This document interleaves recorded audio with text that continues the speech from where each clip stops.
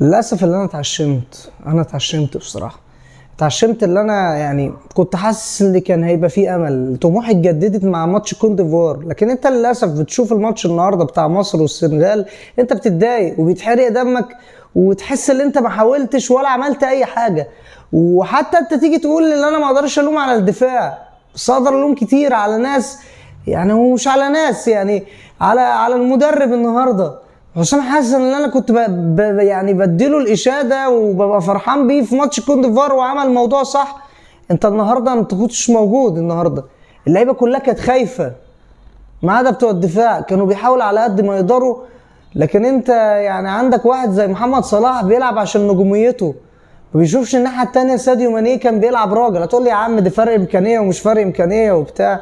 يا عم احنا كده كده كلنا زي ما نيجي نقول لك، هو احنا كده كده عارفين ان الجيل ده احنا ما نتوقعش منه اللي هو يوصل قبل النهائي، بس انت اللي هو ايه اللي انت تحاول وتجرب، بس هي خلاص يعني فاهم. وعلى راي الناس يقول لك انت عمال بتشد خلاص مفيش، ده اخرك.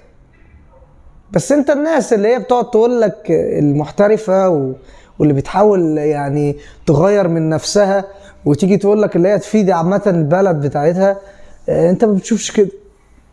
تمام، تيجي بس انت ايه فالح بس ايه تعدل على الناس وهو على صلاح، يعني فاهم، هو الكلام كله على صلاح. يعني انت النهارده الفرقه كلها كانت زي المنتخب كله كان زي الزفت. انا يعني ايه، انا مش عارف اقلع بالكوره. مصدر التحولات اللي انت بتتكلم عليها دي موضوع غريب. انت تعرف اللي فيه احصائيه عامه، انا بالرغم ان انا بتخانق من الاحصائيه بس دي اللي خلتني لازم اقولها، اللي انت اول ما يعني انت مفيش نص نهائي بتوصله غير لما توصل نهائي. تمام. النقطه اللي انت اخر مره طلعت من قبل النهائي دي كانت في سنه 1984. انت متخيل ان انت يعني فاهم كسرت حاجه زي دي؟ انا كده مش متضايق اللي انت تطلع، كده عارف الامكانيه صعبه، بس اللي انت تحاول، اللي انت تجرب، ما فيهاش حاجه يا معلم. انت كده خسرانه جرب، مش هتخسر حاجه، مش هتفرق بقى خسرت 2-0 3-0، بس تكون انت حاولت او حتى على الاقل تجيب جون. انا ليه انا احس ان انا قاعد محروق دمي وخسرت وما حاولتش، ولما احاول يبقى الكرة تبقى جايه في الدقيقه 90 ولا في الدقيقه 89 وتتشاط في ايد مندي ده اللي انا ما شفتوش، كان ضيف. بس بعيدا عن كل ده، انت لو تقارن نفسك من 2011 لحد دلوقتي انت ولا عملت اي حاجه. والمشكله اللي انت تيجي تقعد تقول اصل انت عمرك ما هتنجح طول ما الناس دي موجوده. الناس ايه؟ انهي ناس اللي هي موجوده؟ اتحاد الكوره، مصر كلها عارفه اللي السبب كلهم فيهم هم، والمشكله اللي مفيش تغيير. وحتى نيجي نقعد نقول تمام اللي انت يا جماعه خلاص يا جماعه حلو قوي كده عليكم مفيش اي جديد، انا ما اعرفش ايه اللي يعني انا مش فاهم قرارات جمهوري عشان حضراتكم تمشوا. يعني احنا نفسنا نفرح ونشوف مواهب تبقى موجوده. انا ليه ابقى قاعد انا كده واحس الفئه العمريه اللي في المنتخب لازم تعدي ال 30 عشان يبقى لاعب جامد؟ مفيش لاعب عنده 22 سنه وفاجر. شوف في المغرب، يعني بص الناس بتعمل مشروع، يعني اللي يجي يقول لك مثلا المنتخب ما يستحقش لو يوصل النهائي يبقى انت راجل كذاب. يعني هقول لك انت دماغك تعبانه، هتقول لي طب ما انت كنت قايل من حلقتين اللي هم ما يستحقوش. في اداءات اللي انت بتبين اللي انت خلاص. يعني انا الماتش اللي هو انت قبل الكاميرون اما كانوا بيلعبوا قدام تنزانيا كان لعبهم وحش جدا، ابتدوا يفوقوا قدام الكاميرون وفاقوا النهارده قدام نيجيريا ووصلوا النهائي. ناس ما خدتش البطوله من 50 سنه وبتحاول عشان تاخد بطوله واحده. انت من اسياد افريقيا، فده الحمقى اللي انا بكون طالع بيها لما انا اشوفك النهارده ما بتحاولش، وبالرغم من امكانيات اللي انت اصلا الناس كلها بتقلق منك. يا جدع انت النهارده على حوار الفيديو امبارح اللي كان بيقول لك على حوار الفيديو والجيب ومش الجيب، انت محطوط في الجيب النهارده.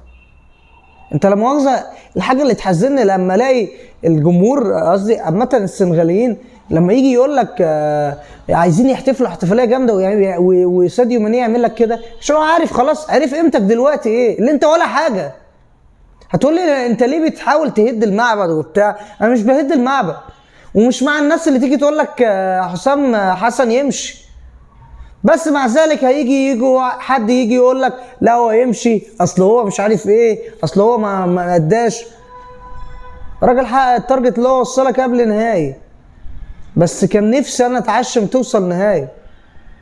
كان نفسي النهارده الماتش ده كان محتاج، يعني انت ازاي انت بتلعب كور طوليه وما عندكش حد اصلا بيستلم كور زي دي؟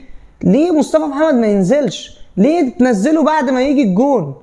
وليه الشناوي ما بيترميش على كوره زي دي؟ بس انا مش هلومك، عشان انت في فرق امكانيه المفروض يعني كبيره جدا، انا ما اقدرش اقول عليها. انا النهارده ازعل بجد لما الاقي اللي انت ما حاولتش خالص، وازعل كمان اللي انا اطلع حجتي في الجمهور. يا عم ماليش دعوه بالجمهور، يا عم انا ماليش دعوه بالدنيا دي كلها، انا ليا دعوه بالملعب. ما هو كده كده عارفين انت ايه، في ميتين 7 نجوم موجوده، طبيعي لازم يكون عايزينك تطلع من البطوله. ما تشغلش بالك، ليه مركز في نقط زي دي؟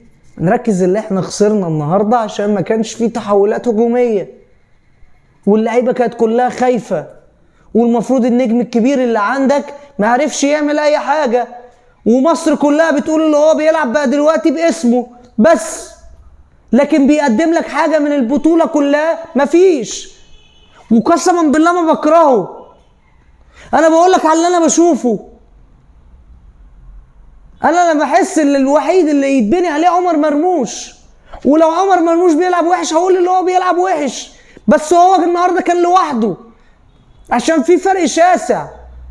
ده في حد قال لك تعليق جامد قوي، حسام البدري حسام حسن بيدافع ب7 وبيهاجم ب3، اللي هو امامه محمد صلاح ومرموش. انت عايز قد ايه اللي انت الكابتن الفريق بتاع السنغال اتصاب وطلع ومفيش اي فروق، وبيلعبوا نفس الريتم وبيلعبوا بريتم بطيء، والماتش ما كانش كويس اصلا، وتيجي انت تشوف اللعيبه تاخد بالك كده تقول ايه ده يا نهار ابيض يا جدعان، ما تمسكوا كوره يا جدعان، ضاغطين عليكم ليه كده؟ وسع من الاطراف، خش من العمق، مفيش. نلعب طوليه وانت اصلا ما عندكش حد يبتدي لك او يناكش في المدافعين، وانت عارف اللي هم بغلا. كوت ديفوار اللي هو نفع معاك عشان دفاعهم كان زي الزفت، لكن انت ما حاولتش. تيجي الناس تقول لك اصل دي امكانياتنا ومش دي امكانياتها، ايه احنا ايه اللي وصلنا للامكانيات دي؟ ما بسبب الناس اللي الاتحاد اللي بيدير المنتخب واللي بيدير الدوري واللي بيدير كل حاجه. يا جماعه الكلام ده اصلا فاهم ما فيهوش كسوف، المفروض انت لازم تقول رايك يعني عامه، والراي في حاجات زي دي اللي الناس خلاص يعني اعتقد ان الناس دي يعني مش هتلاقي تاكل لو مشيت، يعني مش هيحصل لها حاجه. فيها ايه لما تنجحوا بجد يعني، وهتكسبوا فلوس برضو، ويتقال لكم ان الناس دي كانت عملت حاجه غيرت تاريخ الكره المصريه، مش بوظته وبتاع. عمر ما حد هيفتكر الوحش، هيفتكروا الحلو اللي عمل انجاز. انتوا عملتوا ايه؟ انتوا ليه بتخلينا اصلا نتكلم عليكم كده؟ يعني بعيدا ان انتوا يعني فاهم ناس كبيره سنا وبتاع ما ينفعش نتكلم ونقول يا جماعه عيب، يعني خلى عندكم دم بقى، خلى عندكم اللي هو يعني فاهم اللي هو ايه انسانيه شويه، حسوا بالناس. انتوا قاعدين من زمان قوي، انا مش عارف ايه اللي مخليكم اصلا قاعدين لحد دلوقتي، والمشكله اللي العالم كله بيقول عليكم ان انتوا وحشين وبرضه مكملين. طب انا عايز اعرف ايه السبب اللي مخليك مكمل؟ ايه النجاح الوحيد اللي احس ان انت فيه مكمل؟ انا ما بقتش فاهم. وعمرك ما هتنجح طول ما الناس دي موجوده، طول ما الناس دي موجوده، والله العظيم عمرك ما هتاخد الامم الافريقيه طول ما الناس دي موجوده. ما ينفعش الناس دي تاخد نجاحات، ما ينفعش تاخد على حاجه هم ما تعبوش فيها، مش حاجه بالسبهلله، في نظام وحاجات مشروع بتتبني لقدام. تمام؟ بعيدا عن الماتش او كسبنا فاينل او بتاع، انت كده كده عارف اللي اصلا انت لو كنت واخد الامم دي هقول لك النجاح ده يشهد لحسام حسن واللعيبه وبس، مفيش حد تاني. وكويس اللي هم كانوا قافلين على المعسكر وكانوا ظابطين الدنيا، ودي حاجه ما تقللش منهم، والحاجه اللي انتقدهم فيها في ماتش النهارده بس، لكن طول البطوله احييهم بالخامه اللي هو قدر يحاول بيها. لكن انت لا مؤاخذه، انتوا ناس تانية، انتوا حسبي الله ونعم الوكيل فيكم مبدئيا، يعني دي مبدئيا حسبي الله ونعم الوكيل فيكم. انا ما اعرفش نيتكم واصله لحد فين، هنوصل لحد فين، هنتعب لحد فين. انا ما بقتش عارف. انا نفسي يبقى في جديد، نفسي اللي انتوا تمشوا اصلا، مش يبقى في جديد، نفسي اللي انتوا تمشوا. اللي انت كذبتوا انت من امتى على الحوار ده؟ انت من 2017 على الموال ده، 2017 انت على الموال ده ومفيش دم. وتلاقي اصلا اللي موجود في الاتحاد ولا يعرف حاجه عن الكوره ولا يعرف اي حاجه، هي مستطيله ولا مدوره. تمام؟